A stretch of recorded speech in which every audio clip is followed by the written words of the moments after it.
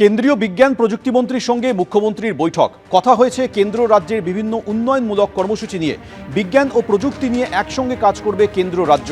Arsenic মুক্ত পানীয় জল, ক্যান্সার প্রতিরোধ, পড়ুয়াদের আধুনিক প্রশিক্ষণ, একাধিক বিষয়ে একসঙ্গে কাজ করবে কেন্দ্র রাজ্য সরকার। জিতেন্দ্র সিংয়ের সঙ্গে বৈঠকের পর পোস্ট মুখ্যমন্ত্রী।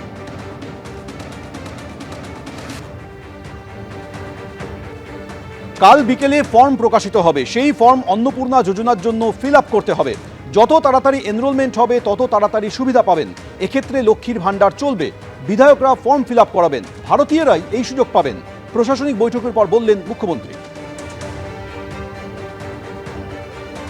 আগামীকাল বিকেলে নবান্ন থেকে আমি এবং সংশ্লিষ্ট দপ্তরের মাননীয় মন্ত্রী, সিএস, এফএস এবং অন্য আধিকারিকদের উপস্থিতিতে অগ্নিমিত্রা পাল এবং আমি একটি ফর্ম পাবলিশ করব, যেই ফর্ম অন্নপূর্ণা যোজনায় ফিল আপ করতে হবে।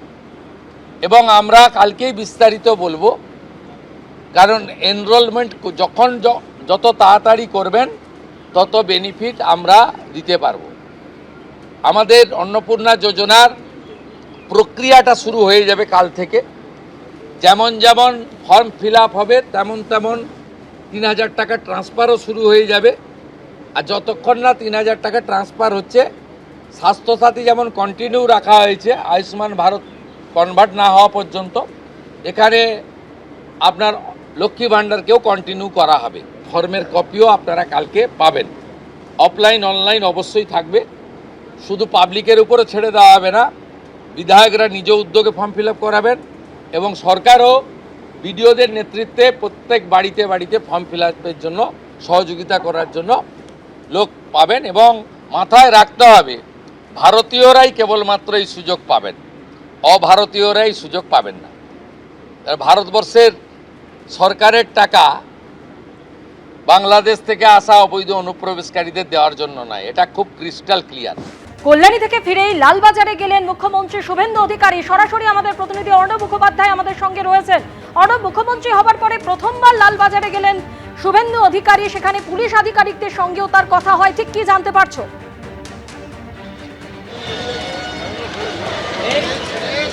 দেখো, এই একটু আগেই শুভেন্দু অধিকারী মুখ্যমন্ত্রী তিনি এখান থেকে বেরোলেন এবং তিনি লালবাজারে এসেছিলেন। যেমনটা জানা যাচ্ছে যে কলকাতার পুলিশ কমিশনার, তার সঙ্গে তিনি দেখা করতে এসেছিলেন।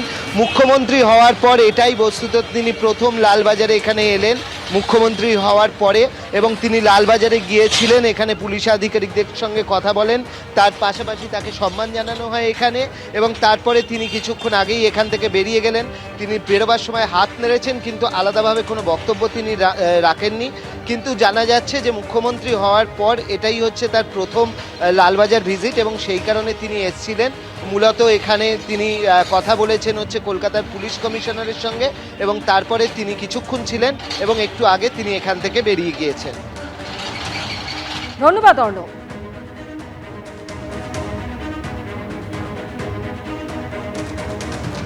মুখ্যমন্ত্রী হবার পর প্রথমবার লালবাজারে গেলেন শুভেন্দু অধিকারী, সেখানে পুলিশ কমিশনারের সঙ্গে তিনি কথাও বলেন।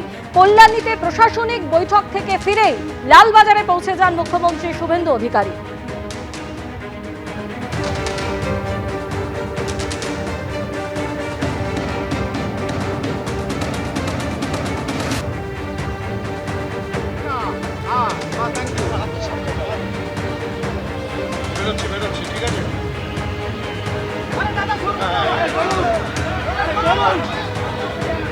এবিপি আনন্দ, এগিয়ে থাকে, এগিয়ে রাখে।